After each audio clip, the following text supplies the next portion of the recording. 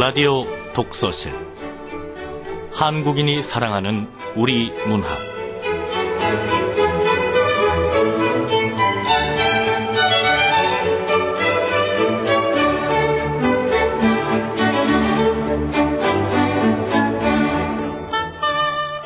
안녕하세요. 아나운서 김경란입니다. 따라 연애를 해라. 문정희. 호랑이 눈썹을 빼고도 남을 그 아름다운 나이에 무엇보다도 연애를 해라. 내가 밤늦도록 책을 읽거나 컴퓨터를 두드리거나 음악을 듣고 있는 모습을 보면 나는 흐뭇하면서도 한편 안타까움을 금치 못한단다. 그동안 너에게 수없이 독서의 중요성을 강조했다마는 또한 음악이 주는 그 고양된 영혼의 힘을 사랑해야 한다고 말했다마는 그러나 책보다 음악보다 컴퓨터보다 훨씬 더 소중하고 아름다운 것은 역시 사람이 사람을 심혈을 기울여 사랑하는 연애가 아니겠느냐. 문정희 시인의 따라 연애를 해라의 일부분입니다. 딸에게 연애를 하라고 말하는 엄마, 공부만 하라고 하는 엄마보다는 정말 멋져 보이지 않으세요? 여기서 연애는 사람이 사람을 심혈을 기울여 사랑하는 것이라고 하죠. 심혈을 기울여 사랑한다는 것. 그 대상이 이성이어도 되고 또 사람이 아니어도 좋겠죠. 그 어떤 것을 심혈을 기울여 사랑하고 있다면 여러분들은 사랑에 빠진 겁니다. 사랑하기 좋은 계절. 지금부터는 책과 함께 사랑에 빠져보시죠.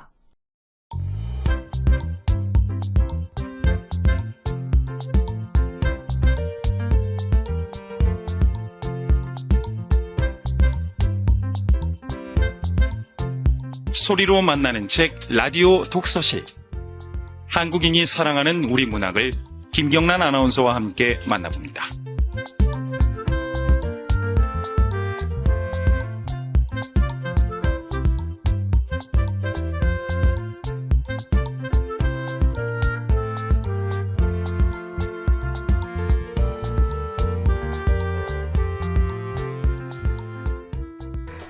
KBS 라디오 독서실 한국인이 사랑하는 우리 문학. 오늘 함께할 작품은 김중혁 작가의 1F/B1입니다.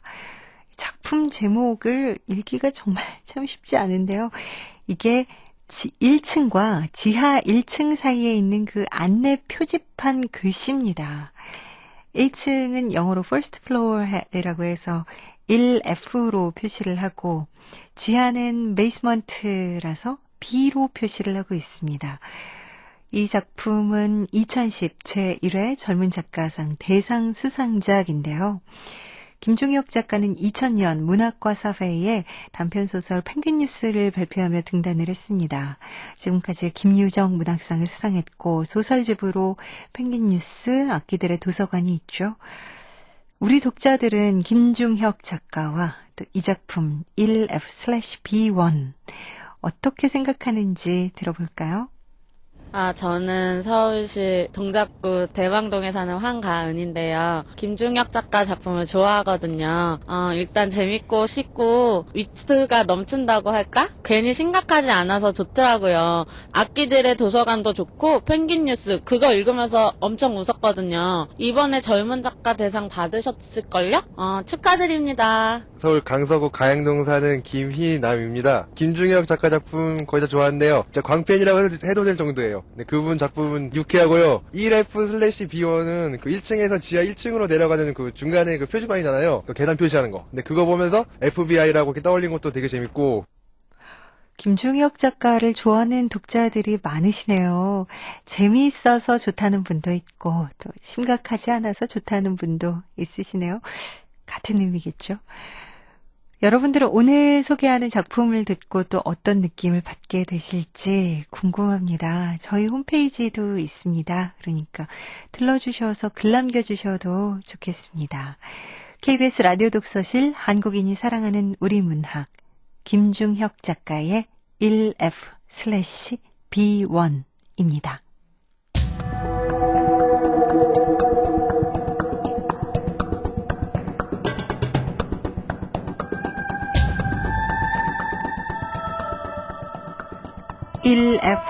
(1F/B1) 김중혁.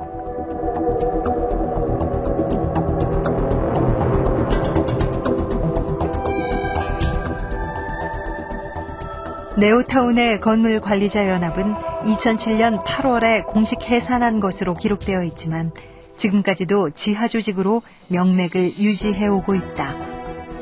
공식 해산하기 이전에도 지하조직이긴 했지만 지금은 완벽하게 깜깜한 지하 중의 지하, 땅 밑 끝이라 불러야 할 지하로 숨어들어갔다. 지하조직이라는 말이 이렇게 완벽하게 들어맞는 조직은 전 세계 역사를 아무리 뒤져도 찾아낼 수 없을 것이다.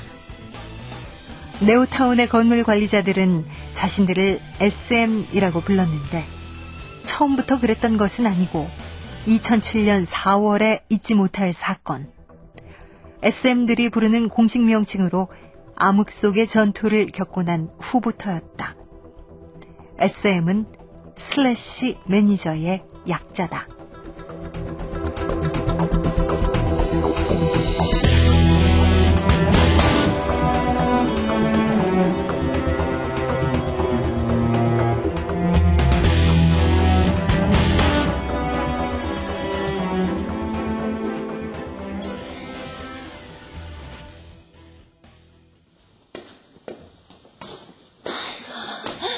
아이고, 이 백반 2개 와서 먹으면 좋겠구만. 뭐 한다고 배달 시켰어. 아이고 다리야. 내가 장사만 좀 잘 되면 배달 손님 절대 안 받는다. 이봐요, 윤씨! 윤씨! 백반 왔다! 윤씨! 반찬 좀 많이 담으세요? 아이고, 지랄. 야채값이 얼마나 올랐는데. 다음부터는 와서 오라. 아유, 바쁘니까 그렇죠. 건물 관리자들을 위한 책을 쓴다고 그랬잖아요. SM! SM? 지하실에서 뭐 차 부르나? 아니요. 슬래시 매니저 부른 거예요. 약자로 SM. 뭔 매니저? 그런 게 있어요. 아이, 조철웅 씨, 밥 먹으러 와요. 예. 다 돼갑니다요. 혀 짧은 저건 누구? 슬래시 매니저라니까요.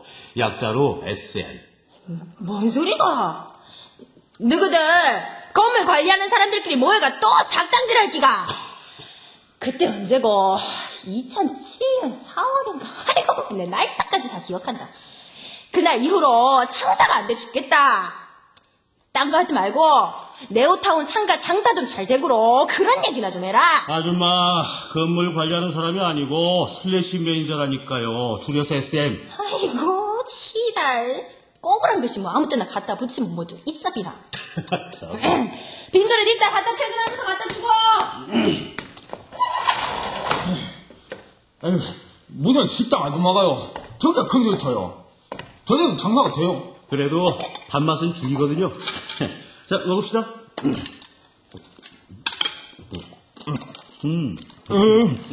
진짜네요. 진짜 맛이 있네요. 빨리 여기 많이 먹고 원고 좀 봐주고 가요. 알았어요. 그나저나 구현성 전 회장은 어디 있어요? 글쎄, 잘 모르겠는데요. 하여튼 끝을 생각하면요 지금도 떨려 죽겠어요. 나도 그래요. 오죽하면 암흑 속의 테러가 아니라 암흑 속의 전투라고 하겠어요. 모든 도시에 건물관리자 협회가 있지만 네오타운의 건물관리자 연합은 성격이 조금 달랐다. 고평시의 네오타운에는 대형 빌딩보다 10층 이하의 소형 빌딩이 많았고 이들은 좁은 구역에 밀집돼 있었다.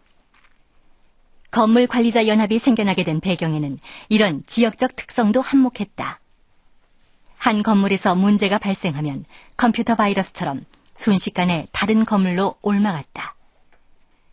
고평시 건물관리자연합을 처음으로 조직한 사람은 구현성이었다. 전국 과대망상자 모임을 조직하는 쪽이 더 어울리는 사람이었지만 그 자신은 그렇게 생각하지 않았다. 오늘 회의는 이걸로 마치겠습니다. 회장님요. 네? 구현성 회장은요. 왜 회의에 참석 안 했을까요? 회장님은 고평시 건축가협회 회의가 있다고 해서 거기 가셨어. 내가 회의 시작할 때 말 안 했나? 했는데요. 좀 이상해서요. 건물관리자협회를 더 중요하게 생각한 사람이요. 왜 빠졌나 해서요. 일이 있었대잖아요. 나는요. 구현성 회장이 뭘 해서 그렇게 부자가 됐는지도 궁금해요. 조천웅 씨는 궁금한 거 많아서 먹고 싶은 것도 많겠네. 자, 다들 그 삼겹살집 예약해뒀으니까 들어가시죠. 빨리 가시죠. 근데 부회장님, 전 구현성 회장이 어떤 이유로 건물관리자연합을 조직했는지 궁금할 때가 있어요. 부회장님, 구현성 회장님 잘 아시죠? 조금 알지. 구현성 회장이 가장 좋아했던 말은 하자보수야. 하자보수요? 하자보수. 그는 그 말이 아름답다고 했어. 그리고 이런 말을 덧붙였지. 완벽한 건물을 지을 수는 없다. 하자보수만이 건물을 완벽하게 만든다. 구현성 회장이 얼마나 완벽주의자인지 알 수 있잖아. 자, 삼겹살집으로 합시다. 얼른 가시죠. 이문조는 구현성과 함께 건물관리자연합을 조직한 인물이며 공식적인 2인자였지만 1인자와 2인자의 차이가 너무 커서 2인자라는 말을 붙이기에는 민망했다. 네오타운이 형성된 것이 1991년이었고 건물관리자연합을 성공적으로 이끌었다. 누구도 그들의 독재에 반항하지 않았고 그들의 결정에 이의를 제기하지 않았다. 2007년 4월 암흑 속의 전투가 있기 전까지는 그랬다.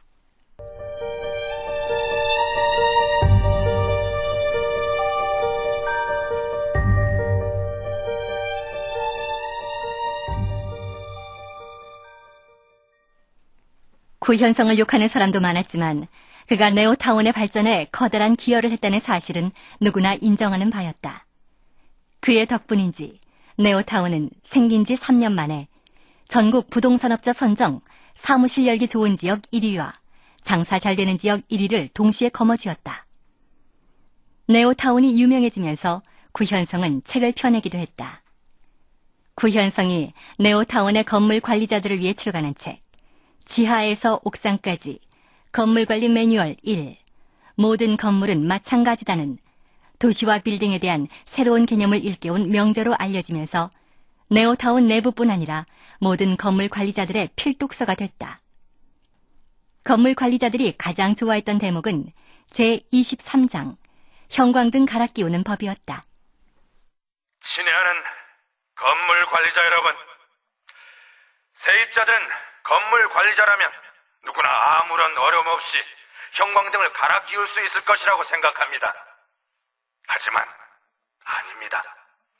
그래서 형광등을 갈아 끼울 때는 반드시 세입자들이 지켜보는 가운데 형광등을 갈아 끼워야 합니다. 누가 우리 건물 관리자들의 아픔을 알아주겠습니까?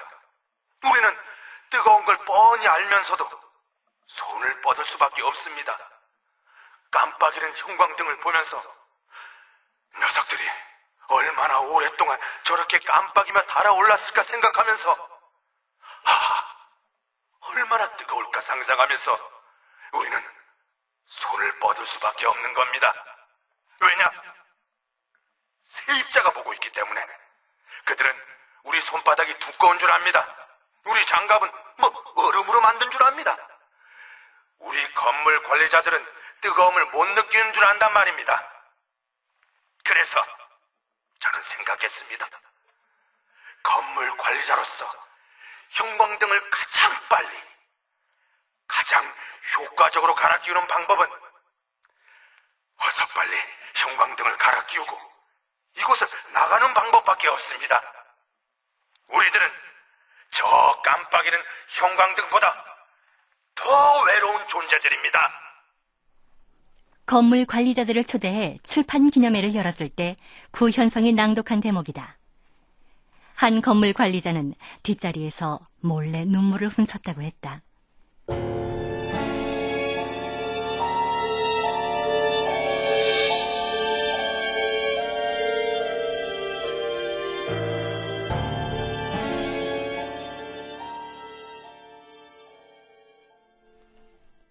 홈스웨이프 빌딩의 건물 관리자 윤정우는 2007년 4월 14일 저녁 10시 605호 입주민과 말싸움을 하고 있었다. 아저씨, 제발 어떻게 좀 해주세요, 네? 지난번에도 계속 시끄럽다고 하셔서 흡음기를 4개나 설치했는데. 뭘 어떻게 설치했는지 모르겠지만 제가 거짓말하는지 오늘 밤에 한번 와보세요. 포르노 비디오도 아니고 밤새 헐떡대는 소리에 잠을 잘 수가 없다고요. 안 그래도 604호에다 얘기는 했습니다만 결혼한 지 3개월밖에 안 된 신혼부부라. 요즘은 결혼 전에 다 끝낸다던데 왜들 저런데요 진짜? 그 이유는 제가 잘 모르죠. 이 아저씨가 지금 농담이 나와요? 난 3개월째 잠을 못 자고 있다고요.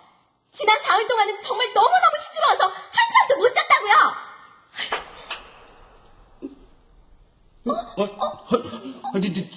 정전이잖아. 그때 불이 꺼졌다. 네오타운의 모든 불빛이 일제히 사라졌다. 윤정우는 어떻게 해야 할지 몰랐다. 정전 발생 시 대처 요령에 대해 생각했지만 머릿속도 깜깜했다. 네오타운 전체가 다 정전인가 봐요. 제가 지하실 관리실에 한번 가봐야겠습니다. 불이 들어오면 다시 와서 방음장치 해드릴게요. 예, 그러세요. 예.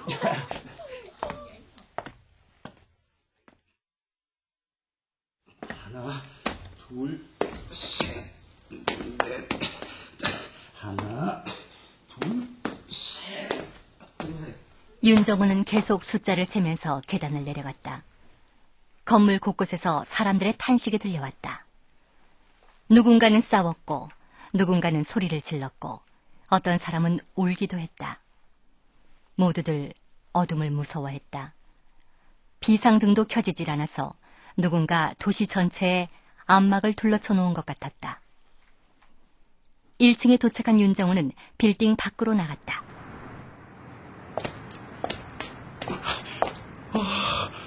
야, 진짜 네오타운의 모든 불빛이 사라졌네. 야, 임마! 경비 아저씨. 거기서 뭐해? 얼른 관리실에 가서 어떻게 된 건지 알아봐. 예. 아저씨. 후레쉬 하나만 빌려주세요. 여기 있어. 빨리 관리실로 가봐. 윤정우는 경비에게 플래시 하나를 빌려서 지하로 향했다. 계단을 내려가다가 윤정우는 갑자기 눈이 부셔 뒷걸음질했다. 도시의 모든 불빛이 꺼진 가운데 단 하나의 불빛이 살아있었다. 윤정우는 불빛을 보고 뒤로 나자빠질 뻔했다. 불빛은 기적처럼 벽에 매달려 있었다. 1FBI. 지하로 내려갈 때마다 항상 보던 표지판이었지만 그날은 달라 보였다. 윤정우의 눈에 들어온 1F/B1이라는 문자와 숫자와 기호의 조합은 마치 신의 계시 같았다. 윤정우는 잠시 계단참에 서서 표지판을 바라보았다. 이것이 신의 계시라면 신이 원하는 것은 무엇일까? 표지판 속에서 FBI라는 단어가 보였다. 이 모든 사건이 FBI의 음모였단 말이야? 무슨 생각을 하는 거야? 빨리 관리실로 가보자. 윤정우는 계단을 마저 내려가 관리실로 들어갔다. 윤정우가 그 자리에 서서 조금만 더 깊이 생각했더라면 신의 뜻을 알아차릴 수 있었을까? 아니, 신의 뜻이 아니라 구현성의 뜻을 알아차릴 수 있었을까? 아마 그러지 못했을 것이다. 단순한 숫자와 기호에서 어떤 의미를 찾아낸다는 것은 엄청난 집중이 필요한 일인데 그날 윤정우는 그럴 정신이 없었다. 머릿속에는 어서 빨리 관리실로 들어가서 정전의 이유를 알아내야 한다는 생각뿐이었다. 관리실도 암흑이었다.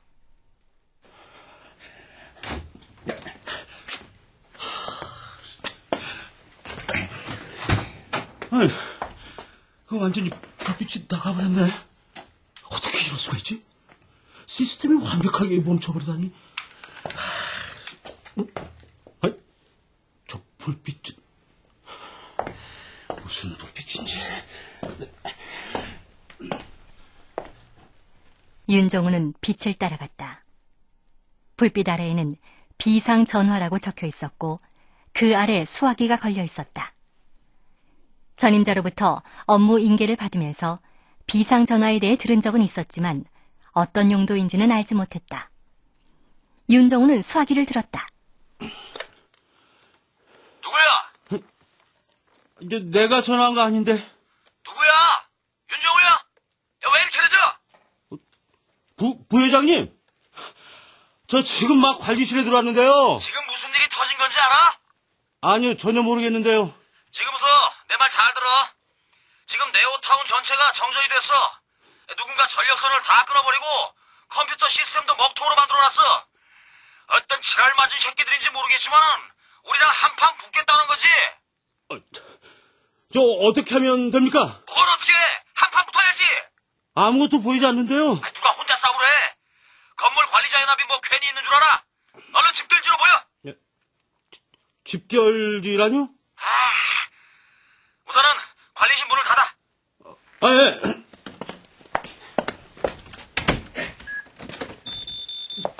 아, 뭐해? 우리 못 쓰라고 있냐? 얼른 갖고 와. 네, 예. 닫았어요. 이제 책상을 옆으로 밀어봐. 어느 쪽으로요? 아무 쪽으로나 밀어봐. 아, 예, 예.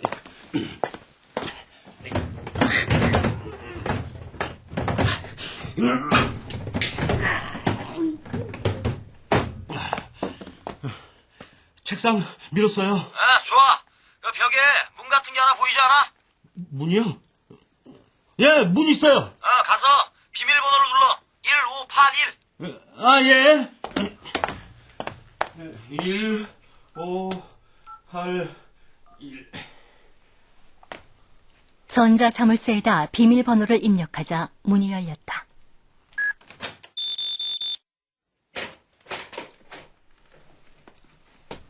어두운 통로 안에서 뜨끈한 공기가 훅 밀려들었다.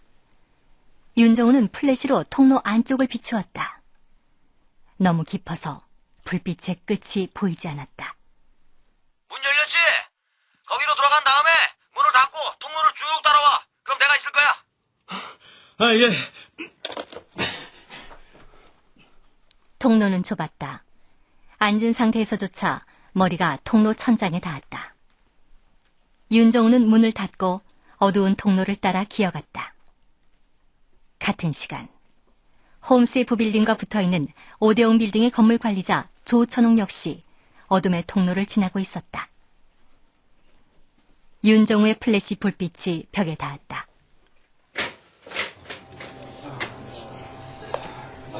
문을 밀자 눈뜨기 힘들 만큼 밝고 커다란 빛의 공간이 나타났다. 윤정우는 실눈을 뜨고 주변을 살펴보았다. 지하 관리실을 30개 정도 합한 크기의 방이었다. 한쪽 벽면에는 각종 기기가 설치되어 있었고 사람들이 웅성거리고 있었다. 윤종호, 오늘아 고생했지? 이게 다 뭡니까? 여기는 관리자들의 비밀 관리실이야. 네오타운의 모든 관리실은 이것과 연결돼 있지. 이걸 누가 만든 건데요? 설계는 구회장님이 하셨어. 구현성 회장이요? 네오타운을 만들 때 관리자들을 위한 공간을 생각하다가 모든 관리실과 연결되는 비밀 관리실을 만들었지. 50개가 넘는 빌딩들이 다 연결돼 있다고요? 구회장님이 비밀 설계하느라 애 좀 먹었어. 얘기는 뭐 차차 하고 일단 저쪽에 가서 잠깐 쉬고 있어봐. 비밀 관리실에는 20명 정도의 관리자가 모여 있었다. 대부분 회식을 통해서 익숙해진 얼굴들이었다. 5명은 모니터를 들여다보면서 뭔가 분석하고 있었고, 나머지 사람들은 서너 명씩 모여 이야기를 나누고 있었다. 구현성은 보이지 않았다. 이문조가 모든 상황을 지휘하고 있었고, 건물관리자연합의 핵심 간부들이 상황을 파악하고 있었다. 비밀관리실의 대형 모니터에 네오타운의 지도가 나타났다. 이문조가 주위를 향해 커다란 목소리로 말했다. 자, 됐어. 지도가 떴으니까 이제 놈들이 어디서 뭐 하나 알아보자고. 야, 비상전력은 얼마나 쓸 수 있겠어? 앞으로 5시간은 가능할 겁니다. 대형 모니터에는 쉴 새 없이 새로운 화면이 나타났다. 동시에 여러 개의 CCTV 화면이 떴다가, 지도가 떴다가, 열감지 모니터 화면이 나타났다가, 그 모든 게 분할 화면으로 한꺼번에 나타나기도 했다. 모두들 넋이 나간 모습으로 대형 모니터를 바라보고 있었다. 저기 있네요. 확대해봐. 예. 복면을 한 5명이 복도를 걸어가고 있어요. 저게요. 뭐하는 놈들이에요? 저기 복면을 한 거 보니까 확실히 수상한 놈들인 것 같습니다. 저 새끼들 뭔가 이상하지 않아요? 너무 여유롭게 걷고 있잖아요. 시스템을 다 알고 있는 거지. 모든 게 다 차단됐기 때문에 자신들이 안전하다는 걸 알고 있는 거야. 어떤 집으로 들어갔는데요? 저기가 아직 아닐까요? 어느 빌딩이야? 홈세이프 빌딩 8층입니다. 몇 호인데? 805호인 것 같습니다. 홈쉐이프 빌딩 그 자동 잠금 장치 작동될까? 모르겠는데요. 경찰에 연락했어? 예, 일단 전력센터에 복구 신고했고요. 경찰에는 비상사태 통보만 했습니다. 예비 전력까지 다 끊겨서 정비 시스템이 작동하지 않습니다. 관리실 전화에 불나겠구만. 관리실 전화는 아예 끊겼는데요. 이 새끼들 한판 붙어보자는 얘기지? 관리실 컴퓨터 데이터 링크 시켜가지고 경찰서 위에도 확인할 수 있게 해놔봐. 예, 알겠습니다. 홈쉐이프 빌딩에 붙은 CCTV 화면 기록 다 돌려가지고 녀석들이 어디에서 뭐 했는지 확인해 보자고.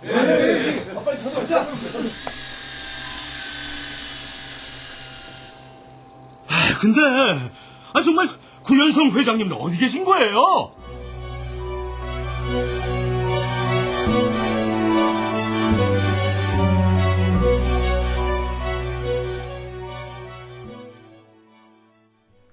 구현성은 네오타운이 암흑으로 바뀌기 한 달 전에 모든 것을 알고 있었다. 오랜 시간 혼자 고민했지만 쉽게 결정을 내리지 못했다. 이문조에게도 상의하지 않았다. 네오타운이 암흑으로 바뀌던 순간 구현성은 와이즈스타 빌딩 꼭대기에 있었다. 와이즈스타 빌딩은 구현성의 이름을 따서 만든 것이었고 혼자서 조용히 있고 싶을 때마다 머무르는 곳이었다. 그는 꼭대기에서 네오타운이 암흑으로 바뀌는 모습을 지켜보고 있었다. 구현성은 암흑 속의 전투가 일어나기 한 달 전에 비혼 개발의 K를 만났다. 회장님, 하루만 네오타운의 관리권을 넘겨주십시오. 아주 간단합니다. 그걸로 뭘 하시려고요? 그건 모르셔도 되고요. 딱 하루만 빌려주시면 됩니다.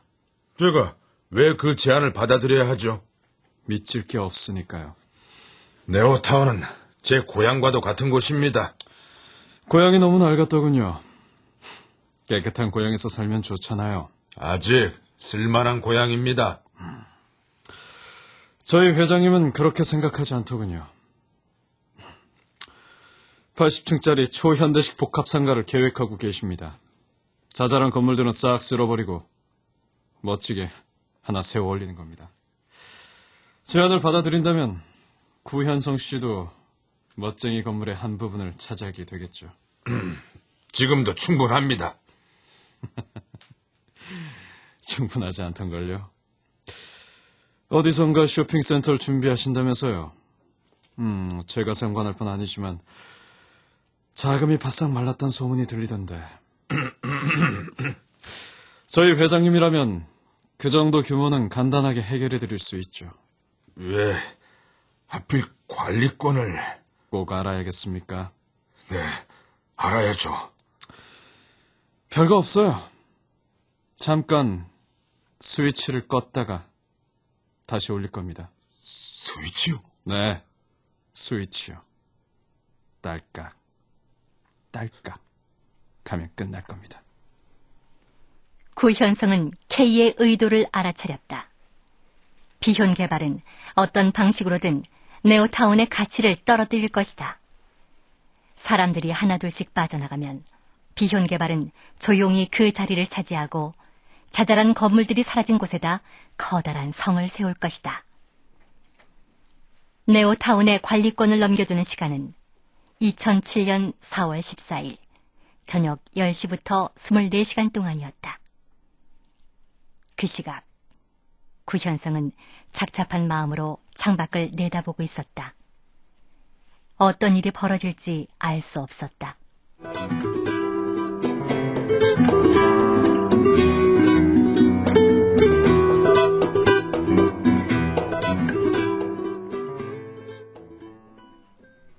이문조는 홈세이프 빌딩 805호가 적들의 아지트라는 걸 확신했다. 복면을 쓴 5명은 1시간이 지나도 집 밖으로 나오지 않았다. 이문조는 805호의 방화 셔터를 내려 적들을 고립시킬 생각이었지만 자동 잠금 장치는 작동하지 않았다. 모니터를 들여다보던 누군가 말했다. 홈세이프 빌딩 8층으로 가서 수동으로 조작하는 방법밖에 없습니다. 예, 제가 갔다 오겠습니다. 좋아. 그리고 긴급 상황이 발생하면은 무리하지 말고 돌아와. 자자자, 야, 이거 무전기하고 깍줘. 자자, 저기요, 제가 같이 따라갔다 올게요. 그래. 조천웅 씨가 같이 움직인다. 이주호. 예. 조천웅. 왜요? 잘 들어. 이문조는 두 사람에게 홈세이프 빌딩으로 가는 길을 설명해 주었다. 비밀 관리실과 빌딩 사이에는 각각 2개의 통로가 있다. 하나는 오는 길, 하나는 가는 길. 조천웅이 앞장섰고 윤정우가 뒤따랐다. 통로 끝에 문을 열고 나와보니 익숙한 장소였다.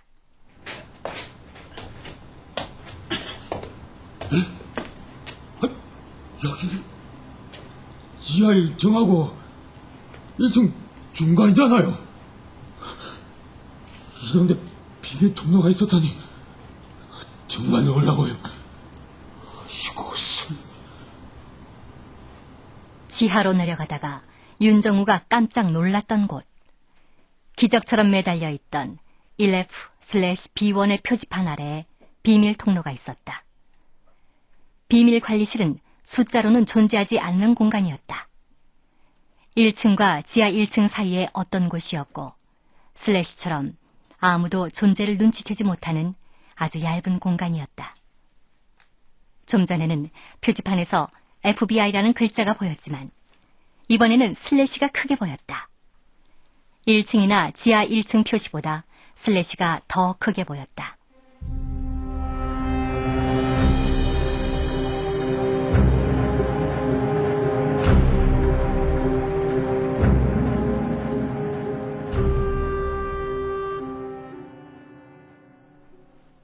윤정우와 조천웅은 플래시를 비추며 8층까지 계단을 올랐다. 805호 문 앞에 도착한 윤정우는 마스터키로 컨트롤 박스를 연 다음 수동 잠금 장치를 작동시켰다. 둔탁한 소리와 함께 철제 방화 셔터가 바닥으로 떨어졌다. 됐어. 본부 잡았습니다. 방화 셔터 작동시켰어요. 본부는 무슨 본부예요? 우리가 무슨 특공대인 줄 아시나 봐요. 윤정호, 수고했어.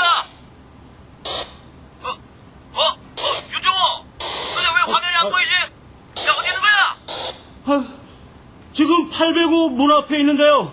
제가 안 보여요? 야야야, 아무것도 안 보이는데.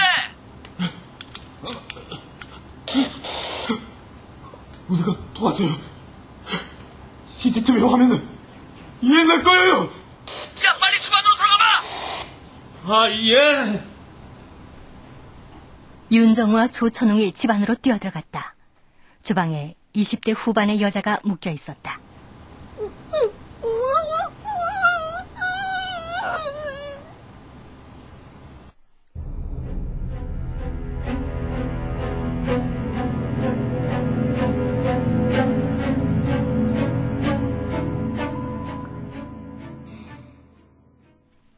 네오타운은 암흑 속의 전투를 기점으로 각도를 가늠하기 힘들 정도의 가파른 내리막길로 내리꽂혔다. 오피스타운과 상가는 쓰러지기 직전에 문화재 같은 인상을 주었고 겉만 슬쩍 훑어봐도 사무실 열면 안 되는 지역 1위나 장사 안 되는 지역 1위일 수밖에 없는 분위기로 바뀌었다. 암흑의 밥이 지난 후 구현성은 자취를 감추었고 네오타운 건물관리자연합은 공식 해산했다. 공식 해산을 결정한 것은 네오타운 테러 사건에 대해 책임을 지겠다는 제스처일 뿐 건물관리자연합은 아직까지 지하 조직으로 활동하고 있다. 지금은 이문조가 회장을, 윤정우가 부회장을 맡고 있다. SM이라는 말을 만들어낸 것은 윤정우였다. 그는 건물관리자 회보의 칼럼에서 처음으로 SM이라는 단어를 사용했는데 건물관리자들은 윤정우의 글에 크게 감동을 받았다. 저는 늘 계단을 이용합니다. 계단을 올라가고 내려갈 때마다 저는 늘 층을 알리는 작은 표지판을 봅니다. 표지판은 층과 층 사이에 있습니다. 1층과 2층 사이, 2층과 3층 사이, 3층과 4층 사이. 저는 그 표지판들을 볼 때마다 우리의 처지 같다는 생각을 하곤 합니다. 특히 숫자와 숫자 사이에 있는 슬래시교를 볼 때마다 우리의 처지가 딱 저렇구나 하는 생각을 합니다. 사람들은 각자의 층에서 행복하게 살고 있지만 우리는 언제나 끼어있는 사람들입니다. 이것도 저것도 아닌 그저 사이에 있는 사람들입니다. 지하 1층과 1층 사이, 1층과 2층, 2층과 3층, 층과 층 사이에 우리들이 살고 있습니다. 하지만 우린 기억해야 합니다. 슬래시가 없어진다면 사람들은 엄청난 혼란을 겪을 것입니다. 우린 아주 미미한 존재들이지만 꼭 필요한 존재들인 것입니다. 누군가 저의 직업을 물어본다면 저는 자랑스럽게 슬래시 매니저라고 얘기할 것입니다. 여러분도 여러분의 직업을 자랑스럽게 얘기하시길 바랍니다. 건물관리자 회보에 실린 윤정우의 글은 네오타운 사람들 사이에서 유명한 글이 되었지만 딱 한 사람, 조천웅만큼은 시큰둥한 반응을 보였다. 칼럼을 다 읽은 조천웅은 혼자서 중얼거렸다. 그거는요, 그냥 1층 위에 2층 있고 2층 위에 3층 있다는 표지거든요. 뭘 잘 알지도 못하면서 슬래시 아무데나 쭉쭉 거놓으면 큰일 나거든요. 윤정우는 여전히 홈세이프 빌딩의 관리를 맡고 있다. 환기가 잘 되지 않는 지하의 관리실에서 잠을 자고 책을 읽고 글을 쓰고 있다. 윤정우는 건물 관리자들을 위한 책을 준비하고 있다.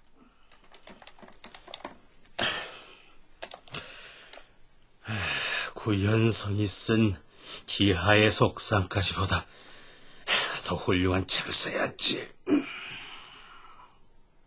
윤정우는 기계 소리 때문에 관리실 문은 닫을 수밖에 없지만 비밀 관리실로 가는 작은 통로의 문은 열어놓고 글을 쓴다. 책상을 아예 한쪽으로 옮겨놓고 통로를 열어두었다. 그곳에서는 늘 바람이 불어왔다. 윤정우는 그 바람이 쓸쓸한 관리자들을 하나로 묶어준다고 생각했다. 모든 통로가 이어져 있다는 것은 얼마나 위로가 되는가. 윤정우는 가끔 어두운 통로에다 머리를 들이밀고 소리를 질러보기도 했다.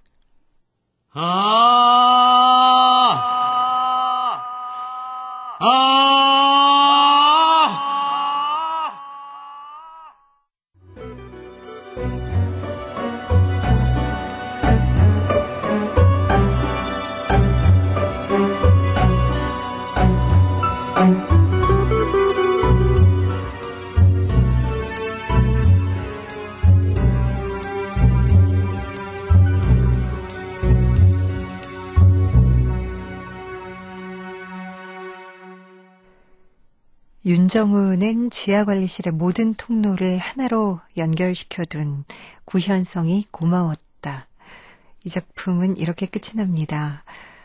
도움 말씀 주실 분 나오셨어요. 문학평론가 조효원 씨 모셨습니다. 어서 오세요.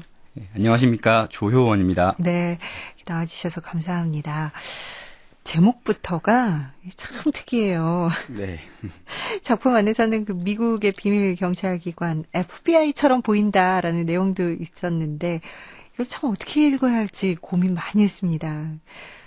작가가 참 재미있으시면서도 좀 짓궂다 이런 생각도 들었는데 조효원 씨께서는 이 작품 제목 어떻게 읽으셨어요?